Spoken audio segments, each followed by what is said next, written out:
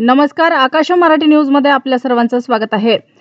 मस्साजोगची पुनरावृत्ती, प्रेम संबंधाच्या संशयावरून 2 दिवस डांबून झोडपलं, युवकाचा मृत्यू, 10 जणांविरुद्ध गुन्हा दाखल।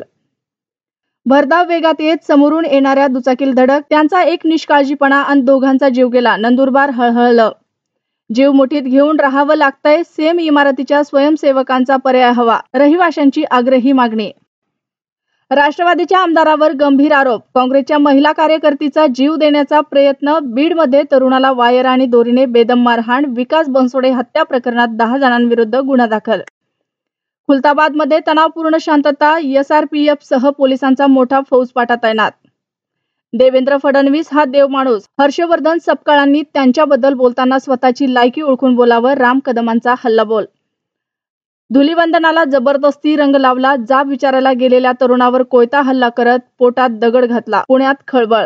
स्कॅमरची तुमच्यावर नजर, व्हॉट्सअप फ्रॉडची नवी पद्धत, कॉल फॉरवर्ड करून असे मागतात पैसे। सरकारने कर्मचाऱ्यांना गुड न्यूज, आता पेन्शनला विलंब होणार नाही, जुन्या पेन्शनचे नियम लागू होणार। तुमचा मूर्ख ऑस्कर तुमच्याकडेच ठेवा, आमच्याकडे राष्ट्रीय पुरस्कार आहे, कंगना रनौतचे विधान। औरंगजेबाची कबर महाराष्ट्रातच राहू द्या, अरविंद सावंतांनी मांडली भूमिका, कारणही सांगितलं। पत्रकार परिषदेला घाबरणारी व्यक्ती, पॉडकास्टवरून काँग्रेसने PM मोदींवर साधला निशाणा। हिटमॅनची समायरा सोबत मालदीवमध्ये धमाल, फोटोमध्ये दिसला बाप लेकीचा खास बॉन्ड।